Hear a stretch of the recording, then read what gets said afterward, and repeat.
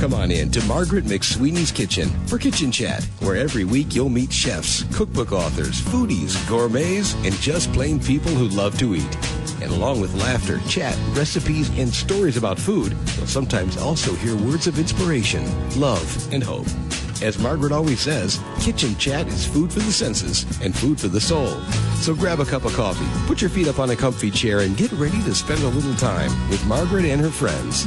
Hello, dear foodie friends, and welcome to Kitchen Chat. This is your host, Margaret McSweeney, and I'm so glad you're joining me here at the beautiful Middleby Residential Viking Showroom in the Merchandise Mart, here with my special co-host, Chef Jamie Laurita. It's so good to be with you. And it's so great to be with you, and we're still here, folks, and of course, we're bringing you such great chefs from all over the world, Margaret, and today I think we've got quite the special guest. Someone who truly needs no introduction, Chef Andrew Zimmern. He is an Emmy Award winner, 4-time James Beard Award winner, has some wonderful production things going on, has a great heart for charity, so many things to talk about. But Chef Zimmern, welcome to Kitchen Chat.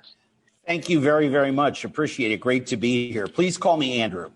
Oh, well, thank you, Andrew. Well, and Margaret, I have to say something to Andrew because I don't know if he remembers, and I'm kind of a little bit shy about it, Andrew. But, you know, I just can't stop thinking about our first kiss.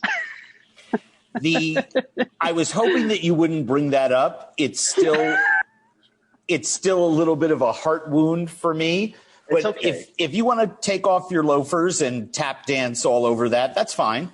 Okay, well, you know, it was on the red carpet from the James Beard Awards. We were on the red carpet, and I was so hungry, and you were eating a slice of pizza, very much like you're eating something here today. Right before we started recording, I crushed the last of a mini pack of red vines.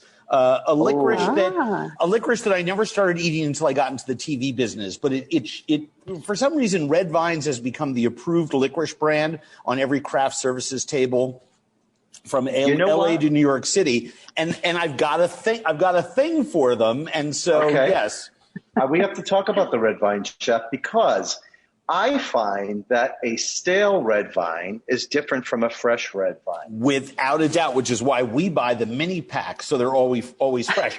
If somebody wants to stale them out on their desk, and some people do, I, for one, in spring, when Peeps come out, are you aware of the marshmallow Peeps? Oh, yeah. What are you talking about? I'm aware of them. I'm from New Jersey. We were covered with them. I'll go to Target, and I will buy 40 or 50 packs of them. And I will slice open each package and stack them on this shelf this area between the main house and the garage where it's kind of cooler. It's not really heated, but doesn't get too cold. It's very bug free. It's a really great place to do this. We have these cupboards, and I put the Peeps in there, and I've done this for 20 years. It's about 45, 48 days. You go back, they're still soft in the middle, but crunchy on the outside. Ooh, so I actually purposely stale my Peeps. But yet with red vines, I like them fresh. Yes, me too. I like the way you went with the Peeps because I do like, sorry, Mark. It's okay. I'm learning so much. We kissed. I have to tell and we have to go back to the red carpet about that. So we're on the red carpet and we're interviewing chefs, and you come along, and I had not eaten. I was starving, and you had to have a slice of pizza in your hand. Somebody had given me pizza. Another person, 3 media slots down from you, was handing out pizza, right, as a fun little gimmick. So I'd eaten one, and I didn't want to, fill up before I was going in and, had to do my work and stuff like that. Well, don't ruin it for me. Don't you dare tell me that you didn't want that slice of pizza. I prefer to think it was very special, of course. But my point was, I have been that person on the other side who's like, you got to stand in place. You can't go to the bathroom. You can't get something to eat. There's nothing across the street. I mean, at the Lyric Theater, Lyric Opera House in Chicago, I mean, you have to walk 10 blocks to, find a convenience store, right? So you're pretty much SOL. So I thought it was, it seemed like the right thing to do. The right thing to do. And you know what? You did the right thing, because I remember looking at the pizza, thinking to myself, damn, I really want that pizza. And then you said to me, I said, damn, that looks good. And you said, you know what? And you actually fed me a bite. Yeah. And then gave it to me. And then you kissed me on the head. And I thought. Yes, because you're a bald man. Exactly. Yes. And I'm going to find that's how bald men do that. You see, we're connecting on many levels once again. I'm so glad for the pizza and the kiss. So I just wanted to reconnect with you. Absolutely. But anyway, there is a follow-up to this, too, because, Jamie, you might remember the next year we once again saw you with Kitchen Chat on the red carpet at James Beard. And this time you had this delicious puff pastry of some sort. I can't remember, but and I got always none of with that food. And no kiss. So I didn't want to bring that. It was a bad year. It was a bad year for us. I was hurt. Sorry. I was in reactive mode. I was hurt. I meant to call you. Okay, here we go. Let's start the kitchen chat. Let's have a kitchen chat for sure. First of all, let's start it off with what is the most recent project we're working on? We'd love to be able to catch up on that. Oh gosh, so many. We have several businesses here in our headquarters in beautiful Minneapolis, Minnesota, where today it's 50 degrees and absolutely stunning out. I love saying that because everyone thinks it's always like 10 below zero and looks like, you know, the mall scene in Fargo. It is not. Chicago, we hear you. It is we really have some cool stuff going on the marketing side of things. We have a new spice line that I just came out with in partnership with Badia. People can find it at Walmart and ShopRite. And what's it called? At a time. Each one is it's Andrew Zimmern's Kitchen Adventures. It's 6 different spice blends. You can also order them at badiaspices.com. In a year where we can't travel and where more people are cooking at home, I wanted to find easy entry points for people to really capture the essence of a place with a superior set of all natural ingredients. So I'll give you a really cool thing that we did. We created a Tuscan sun seasoning, right? With, you know, the usual little chili flake, oregano, basil, right? So the kind of thing that you could put the quote unquote flavors of Italy into your dishes. But one of the things that I wanted to do was to put all natural ingredients that actually belonged in there with those other things. So we took a look at, for example, my marinara recipe. And the other things that it has in there, it has shallots, it has garlic, and it has wine.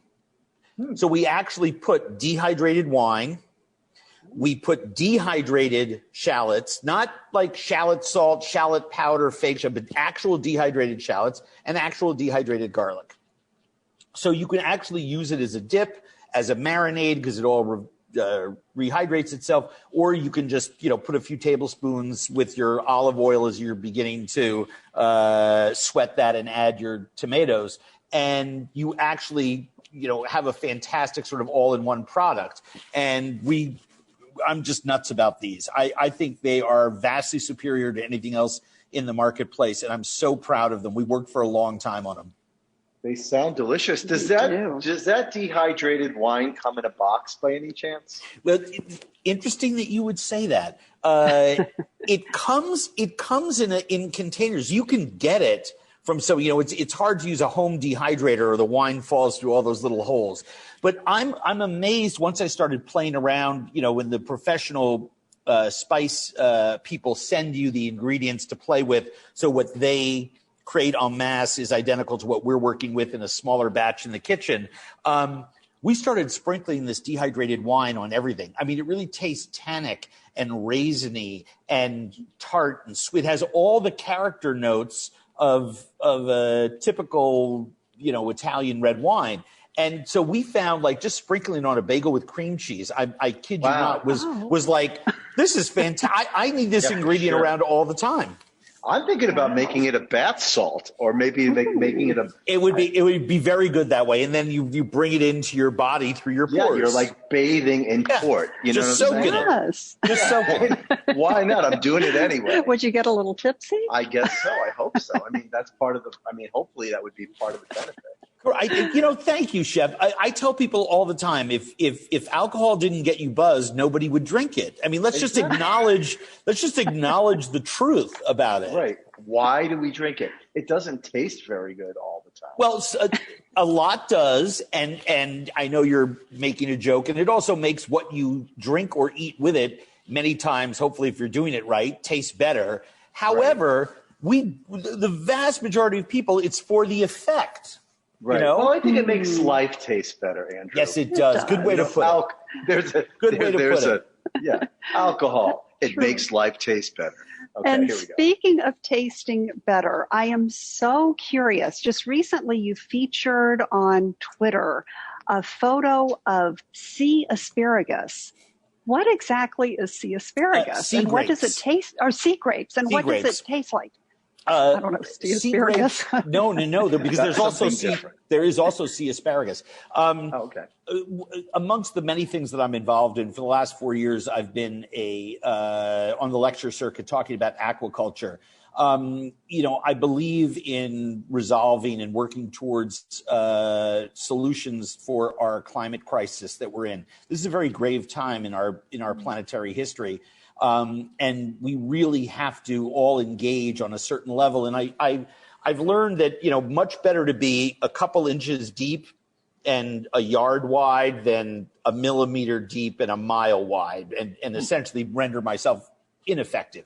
So for the last 4 years, I've chosen 3 or 4 days during the year to do a lot of work devoted to exploring aquaculture issues with people, most notably for fans at South by Southwest, where, again, this March I'm doing a whole Andrew Zimmern day devoted to aquaculture and all the issues around it as we try to figure out how to feed a hungry planet. And to dispel some of the myths of aquaculture, and I really believe that this is not a one solution way to attack a problem. We have to engage with like 20 solutions, right? We have to waste less. We have to change our diet. We have to rely on aquaculture. And one of the last things with my Instagram Live on Thursday nights, for people who really want to have a lot of fun, join us Thursday nights at 5 o'clock Central for my Instagram Live show at Chef AZ. For a whole month, we featured different fish that are raised in aquaculture environment, ones that people may not be aware of. And that was great, but we left out sea vegetables. So my friends at Monterey Bay Seaweeds sent me, Dr. Michael Graham sent me 6 different types of seaweed, one of which were sea grapes. And these were purple ones, and they look like tiny little clusters of grapes when you hold them up. And it's very, very sweet, and you pop in your mouth, and it has a little bit of salinity and then finishes sweet as well. And that's tasting it plain. If you take those little bunches of grapes and you dip them in just a little bit of soy sauce and lemon juice mixed 2 to 1, or a little bit of nuoc cham, right, a Vietnamese sweetened lime chili and fish sauce, it just comes alive with all of those flavors. And what we were trying to induce people to do was to perhaps be a little more open to trying those foods. Seaweed has been a hard sell here in America. The entire rest of the world eats it. And I think it's an easy entry point into solving some of the issues that confront us as a planet when it comes to eating. Wow. Are there different varietals? Like, are there different, just like in the thousands? Thousands. It's really quite extraordinary. When I was in Vancouver shooting about 4 or 5 years ago, we took giant 30-foot long pieces of bull kelp. And the knobs on the bull kelp are so hard and so thick that it actually has to be cut with a serrated knife and pickled is the only way that you can eat it. And then chefs take these really broad sheets of the bull kelp. They'll wrap fish in it and steam it, or wrap fish in it and then do a salt crust. And that seaweed flavor infuses into the fish. It's really amazing. I got baby bull kelp from Monterey Bay Seaweeds. Extraordinary. You can just eat it raw. No cooking, nothing required. It's so thin and so tasty. We got sea lettuces. We got very traditional Japanese seaweeds that everyone seems to ignore when they're used as garnishes on their saboria when people are getting ready to cook, getting ready to eat in the sushi bar. It's a pretty extraordinary, fun part of the world to be eating in, is this world of sea vegetables. And I'm so glad that so many people like the folks at Monterey Bay are actually trying to get it into the hands of chefs and cooks and then ultimately into supermarkets, et cetera, as demand increases, because I think it's the new wave of eating, and it's so delicious and so good for you as well.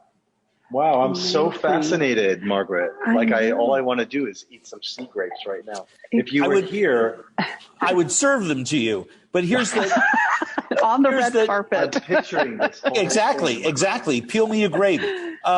The sea grape. I think what's really cool here is, and you know, I'm one of those people that really likes social media for a lot of reasons, mostly because of the way it democratizes ideas like this. And this is not a shill. We're not.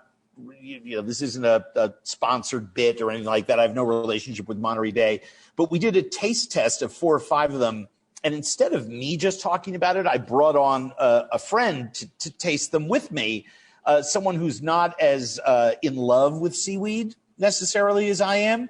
And we posted it on our YouTube channel. So people should take a look and subscribe to our YouTube channel. We have a lot of cool stuff that's going on there. In addition to all the TV shows that we have a new one coming out with Magnolia that premieres on D+ in January called Family Dinner. And we have, and that same series, Family Dinner, will be on the linear network when it premieres at the end of Q1 2021. So it's an exciting time around here.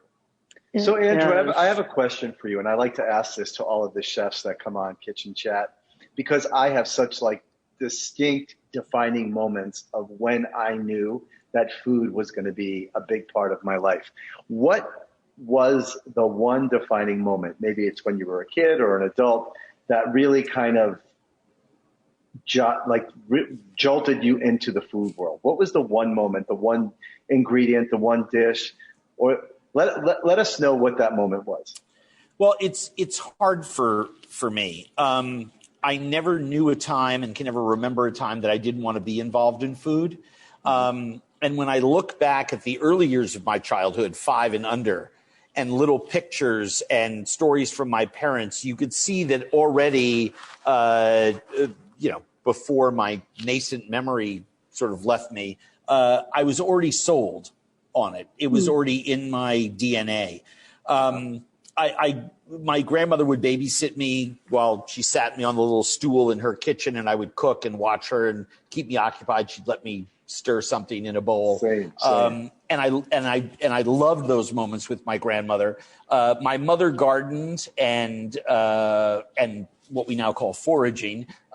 We went crabbing and clamming and surf casting and grabbed ropes of mussels from the jetties out on Long Island, and all those things that I was doing at age 3, 4, 5 with my mother. And there are pictures of me as a little boy eating food that other kids were not eating. And that was everything from blowfish tails to grilled eel that came out of 3 Mile Harbor back when eels out of 3 Mile Harbor were edible. And, you know, I look at that and I'm like, wow, the die was cast pretty early on. I really wanted to try anything and everything. And the library of tastes and flavors and memories that I have is probably my most valuable asset. So the real answer to that question is I've never known a time where I wasn't sure that this was going to be what I was going to do. Okay. Wow. This is just like such a culinary history lesson as well while we're here too. And bizarre foods, of course, let's talk about that. What was the inspiration behind that? And Andrew, what was the most bizarre food truly you've ever had? Because Jamie is trying on my culinary journey to expand my palate.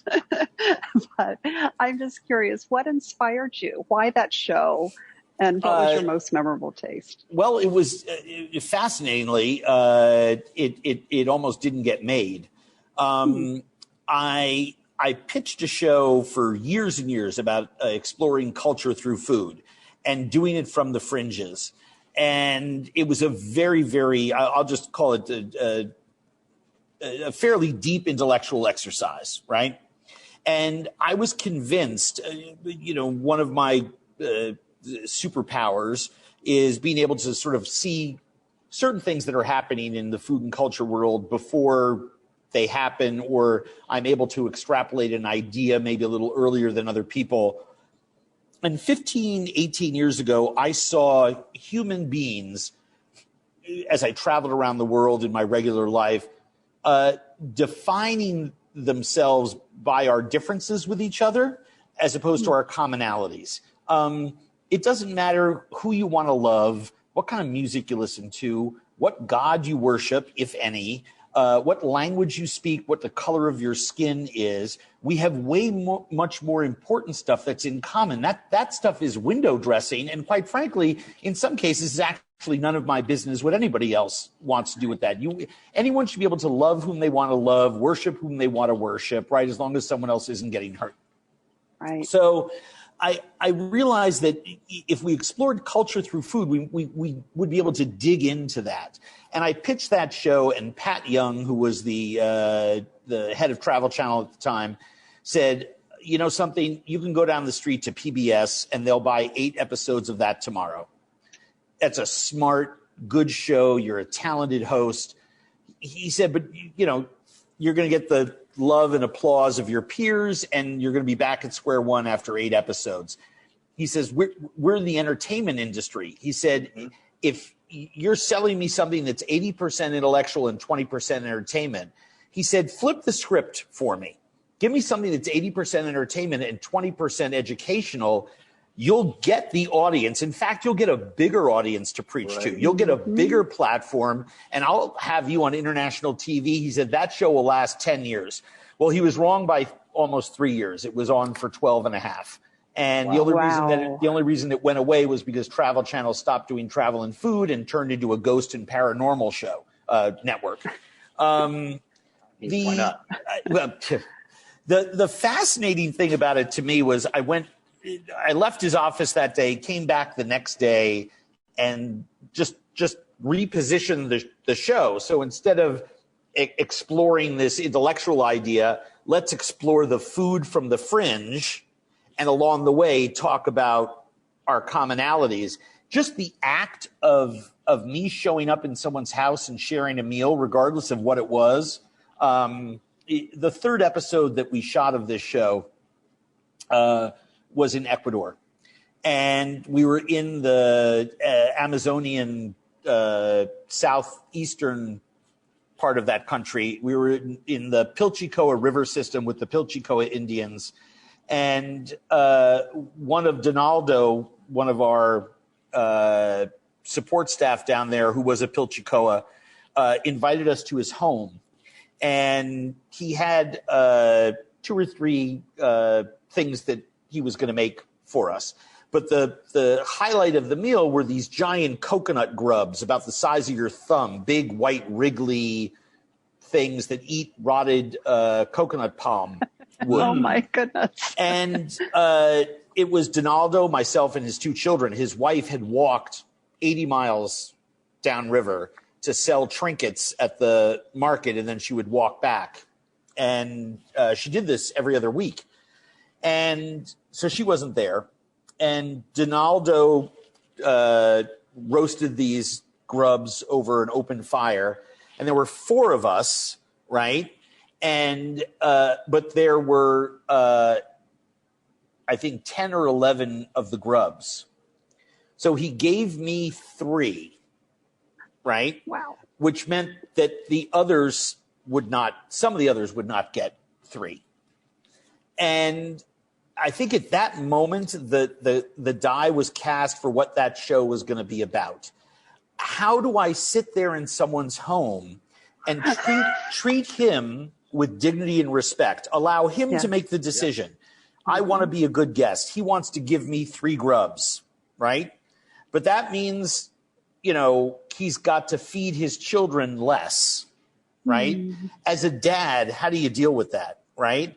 And so rather than burying it, I just started to talk to him about it. And what came out at that moment was fascinating. He said, you know, you're our guest. I want you to try this. He says, we have the chicha. He said, we have the bird that he had these little flightless arrows that he shot these sort of wild jungle chickens with. He roasted that. He said, there's other food for us to eat. I want you to make sure to have this because this is really special. And by the way, we're eating this meal in a house made of found objects, driftwood and pieces of jungle flotsam and jetsam that he built this little house on stilts with, right? The art on the walls in the house were magazines that tourists had thrown into the river. They had gotten wet and faded, and they dried them out and put them up on the walls of their house. They didn't even know who these people were. I'll never forget, one of them was Princess Di, and it was a Princess Di sort of retrospective story in some German magazine. And there were Michael Jackson in bubbles. Faded pictures of her up there. And I was just like, my God, this is, if I don't emerge from this experience a better and more humble person, if I'm not able to transmit that to the rest of the viewers who are watching this show, then something is really wrong. And luckily, it did change me. I was able to transmit that, and it really became a very big legacy show. A lot of folks watched because they wanted to see a fat white guy travel around the world and eat bugs. That's fine. But the more important takeaway was that it was good family co-viewing where people could really sit down and watch something. And if you wanted to learn something, you paid attention and learned something. You just wanted to be entertained, you sat there and were entertained. And for people who wanted to vacillate between the two, go for it. But I think it really was an honor and a privilege to be able to make that show. Yeah, I remember. Sorry, Margaret. I remember just to pony on that. I have had some memories of things you can't unsee that change your life. Things like, in the world, like Haiti and you just can't unsee that. You can't. It's a great point, Chef. You can't travel to Haiti and spend any time there and not be changed as a human being. I mean, I have to tell you, I went there with our former CEO to help. Right. And man, I still am. I mean, the shock value of how people are forced to live. And then you come home and you kiss every single tile you have in your bathroom. Yeah. Yep. You know what I mean? It's like unreal. So 1,000%. important. Well, I wanted to go back to what you were saying, and I don't know if I've ever shared this story with you, Jamie. Andrew, the reason I do Kitchen Chat is to honor my late father, who was a wonderful gourmet home chef. He passed away 30 years ago from a massive heart attack while in Paris. And he would have loved you. Oh, my goodness. I found letters where he wrote about a trip in Panama where he visited the Cuna Indians, and a very similar situation where he was invited to partake in this corn. They chewed the corn and then would spit it into a cup. Yep. Yes. And you know about that. Sure.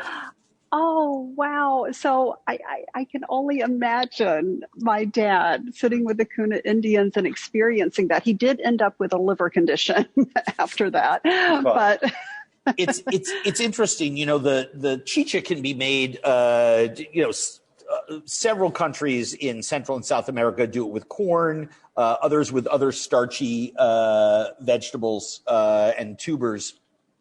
But it's basically all the same thing. It ferments. And, the people who have been consuming this for thousands of years together communally are all sharing the same bacterium, right? It's not a problem for them. Obviously, I had a constitution that was able to handle these kinds of things. Otherwise, I wouldn't have made the show for almost 13 years. But when when other people on the crew would try something, it would get very, very dicey, and some of them would get very sick.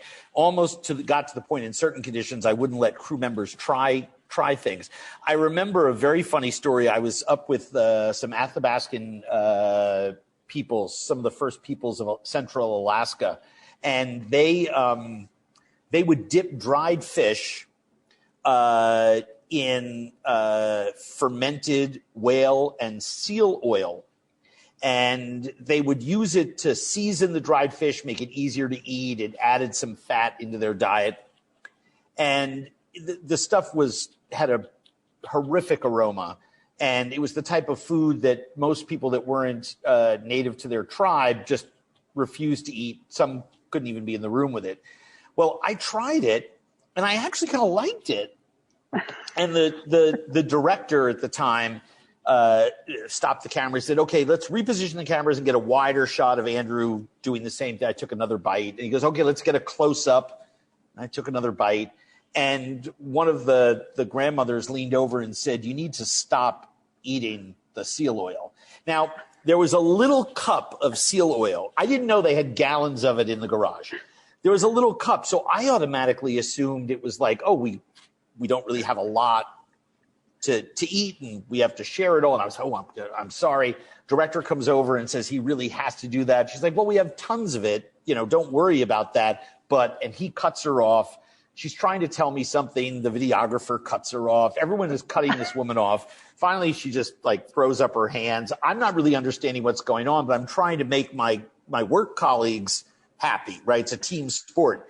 So they're getting more shots. They want to do a slow-mo. They want to get, all the little things. They just love the seal oil. And we learned after a couple years of making the show that certain ingredients we knew the network really liked, the audience really liked, and who doesn't want me to be eating the seal oil?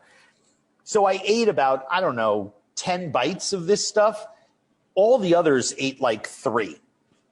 And when we're all done and we're eating the rest of the meal, I leaned over to the lady who had been doing the warning and said, hey, by the way, what were you trying to say? I'm sorry for interrupting you. And she said, well, a couple of things. Number one, you've got about 2 hours to get home and get to the toilet because that much fermented whale oil, you'll probably be occupied for a while. And I'm like, okay, noted. And we were wrapping up there anyway. So I was only a half hour from the house we had rented to stay in.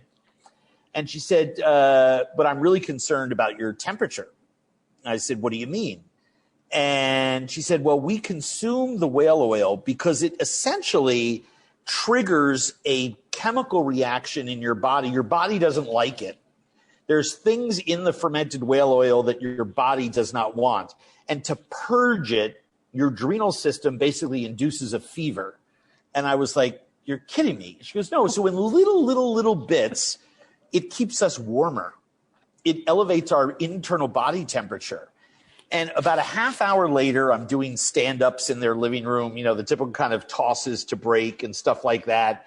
And lo and behold, I start getting dizzy. I start to feel body aches. And I look at them and they all look. 3 minutes later, I was being carried out of the lodge. They were it's 10 degrees below zero outside, by the way. And they're literally stripping me down to a T-shirt. I finally felt comfortable in a T-shirt in that weather. And they're rubbing my arms so I don't get frostbite. Because the only thing that's going to break this fever is by keeping me in the cold, but not letting me get frostbite. It was people talk about meat sweats. No. Whale oil sweats are the ones that are really dangerous. Who knew? This poor woman says she's trying to tell him, you're going to poop your brains out and sweat your brains out. That's right. Stop eating it. But I love that they use food as medicine is consumed all around the world. Yeah. It has this higher purpose, right? And we've turned into lotus eaters where everything is just for pleasure, that's the only higher purpose. And in fact, when you look at everything about modern culture, 99% of our problems come from our selfish pursuit of pleasure. It's going on right now with people thinking that the use of masks is a political statement, right? It's not a political statement. There's a global pandemic. We have this nasty virus. Everyone should wear a mask so that we don't get each other sick and we mitigate the spread of this thing and contain it. And, the idea that, I'm going to do what I want to do when I want to do it is, clinical psychologists call that the king baby syndrome. I mean, it's all about me. And that's what our fast-paced modern culture has gifted us with, and it's very, very dangerous thinking. And speaking of the pandemic, you're very much part of the Independent Restaurant Coalition. Uh-huh. What are your thoughts about what we can be doing to support the restaurants? Every single human being in America that cares about restaurants should be doing one thing. Go to saverestaurants.com, www.saverestaurants.com, sign up for our newsletter. email your representatives or other representatives, they don't even have to be yours, on the widgets that are on our website, very easy to use, and help us to get the Restaurants Act passed. The only solution, it's like putting gas in a car. The only thing that works is the $120 billion relief package that is going to go to independent restaurants to keep open over the next 9 months, so we can pay tax credits to pay our employees, dollars that we can pay our rent and our utilities while we're operating at either 0% of capacity in some states and counties right now, or 25% of capacity. Very few restaurants in America are able to do more business than that right now. If we do not get that passed before Christmas, we're looking at an extinction event of as much as 80% of restaurants, independent ones. It has been reported in the news that we've lost 25 or 30% of restaurants to date, that we may lose another 25 or 30. I think that number is 20% off. I think it's 70 to 80 if we don't get that relief program in place, just based on the number of restaurants that are closed and kind of waiting to see what happens. I have one of my restaurants. We just shut it down, pay our rent, and are waiting to see what happens with the relief program. We lose less money that way. At least I know what I'm losing every month. It is, restaurant and food people are the greatest people in the whole world. I know I'm preaching to the converted. But there are no finer human beings. While we're getting kicked in the teeth and kneecapped by this virus in terms of our businesses that have very, very small margins, look who's out there feeding people for free and taking care of first responders and dropping off food at hospitals and donating money to fundraisers, and chefs, instead of being with their crews in their restaurants, even though they're short-staffed, are doing a Zoom dinner to benefit a local charity because they're cut off from monies too. Food people have really rallied in an incredible way. And if anyone who loves food and restaurants should go out and try to do everything that they can to convince the Senate. Congress has already passed it. It's $120 billion, but the U.S. Chamber of Commerce, the Office of Management and Budget, there is no one, McKinsey, everyone has looked at this economic situation. It will cost us $270 billion if we don't. It makes economic sense. It's not left or right or red and blue. This is a forward issue with a $1 trillion industry that represents 4% of GDP. We have to be able to set aside some money for industry-specific relief programs, and there's no more deserving industry than the restaurants of America. Do you know collectively, independent restaurants are the second largest business in America, second only to the U.S. government? Wow. I mean, that includes the Defense Department. That's an incredible thing. The number one group that's on unemployment lines right now are restaurant workers. We have to do something about this situation. We have to support the Restaurants Act. So I would encourage people, go to saverestaurants.com. Amazing. Yeah. I mean, so true. Unbelievable. Yeah. All that is crazy information. And thank you for what you're doing. And really, the restaurants are the heartbeats of the community. Always have been. Yeah. We haven't even gotten into what it does for tourism, what it does for Main Street with its tax base. The average restaurant makes 7.5% in profit, and most of that goes back into the business. Got to buy a new stove. Got to, buy some dishes from ones that broke, right? The supply chain that goes in, you extrapolate out the economic impact of restaurants closing. I mean, just think about this. 75% of the fish sold in America is consumed in restaurants. Wow. So imagine what that's going to do to the fishermen. We can't export 100% of what the U.S. fisheries bring in. The ripple effect is ridiculous. It's crazy bad. It's crazy. It's crazy. So it has to be supported. People think, well, the mom and pop will shut down, another mom and pop will open in its place. That's not how it works. And that's not how the modern rent system works. It wasn't even true 50 years ago. So I think it's really, really important. It's vital from an economic. I mean, look, this is why it's a bipartisan thing. It doesn't matter whether you're a left-wing Lindsay socialist, from the 60s, or you're, a conservative hawk. You are behind this just simply because of the economic implications for our country. We have to backstop them. Otherwise, it's going to cost us 2.5 times what it would have to solve the problem. Wow. Thank you for what you're doing to help support restaurants. It's so important. Well, our coalition, it's not just me, in all fairness. And yes, there were 20, 30 of us co-founded this thing back in March. But there are thousands, of members. We have a leadership team, 70, 80 strong, that meets twice a week. And we are laser focused simply on passing legislation that helps preserve our industry. So it's very important work.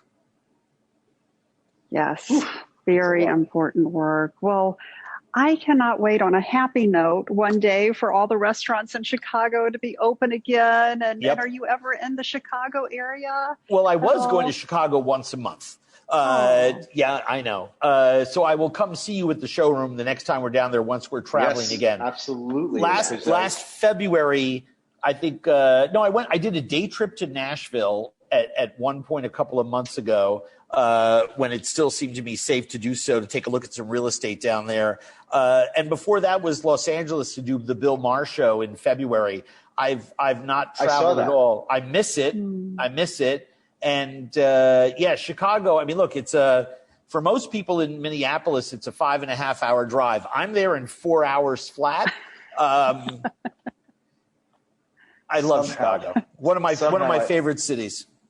I mean, yes. And on that note, obviously, we talked earlier about, all of the different appliance brands that we have from the Middleby Corporation, all the great brands that you're familiar with, Viking and all those ranges that we talked about. I'm so glad that you love all of those brands, and please come in and see us. They're different. And, again, we have no relationship this way. But, for cooks who are looking for artisan and traditional heating systems for ranges and cooktops and things like that, you have brands like La Cornue and some of the other European brands that still have a different kind of functionality than the traditional American ranges that are represented by you. Have Viking, don't you?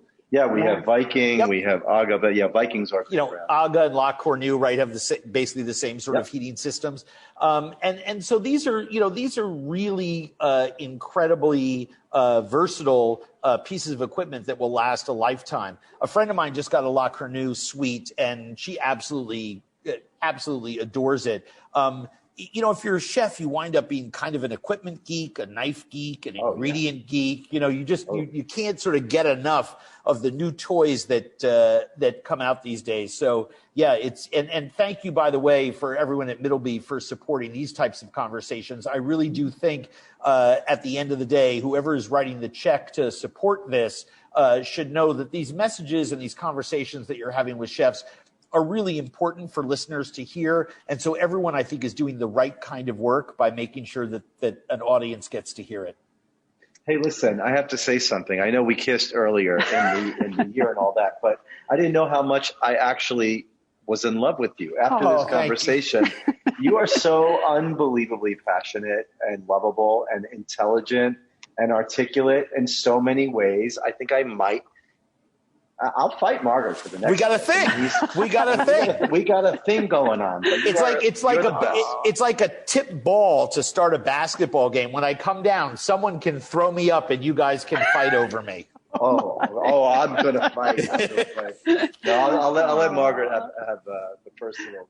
Because you're just the best. Thank you so much for. Thank you. It's great to talk. Oh, and by the way, any listeners who want, we were involved in so many things. Our TV shows, the social justice work that we do, the things like the Spice Line, the other things that we get into here in our office with our businesses, and the stuff that our production company does. If people are looking for more info, I encourage you to go to andrewzimmern.com. Tons of info there. We have a newsletter that goes out so you can stay up to date on stuff that we do. But it's fun. It's an award-winning website.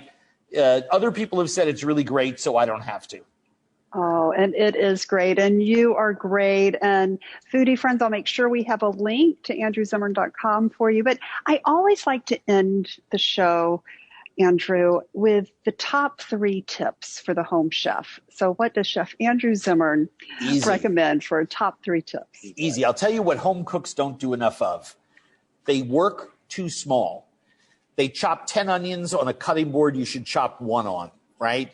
Get big cutting boards. They mix a salad in a bowl that's big enough where all the ingredients are crowning it. Get a big mixing bowl, right? Everything that a home cook does, they work too small. They crowd a saute pan. I look at my friends who are jamming 8 chicken thighs into an 8-inch saute pan. I'm like, what are you doing? That's why you buy a 14-inch skillet. So there's room between the thighs so they can brown, so that you can keep your thermal momentum as you're cooking, so that the chicken actually tastes better. So don't work so small. Number 2, big at home. That's a go big. Number 2, stop with everything on medium. Crank the heat up.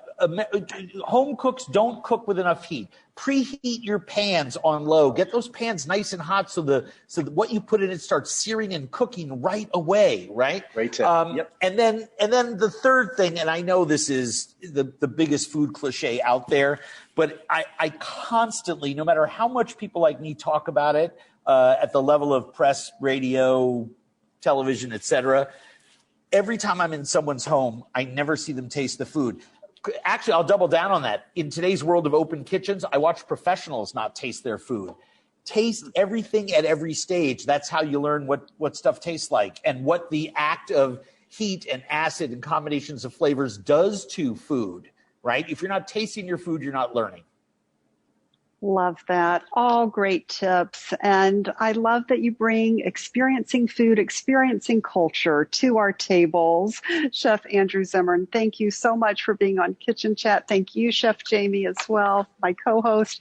And thank you, dear foodie friends. Please continue to follow the fun and follow the links. And always remember to take a moment and savor the day. Thanks for joining Margaret for Kitchen Chat today. Margaret would be so excited for you to drop by and visit with her at kitchenchat.info, where you'll enjoy podcasts, blogs, recipes, tips from chefs, and even great giveaways. She invites you to share your recipes and kitchen stories too. As Margaret always says, savor the day.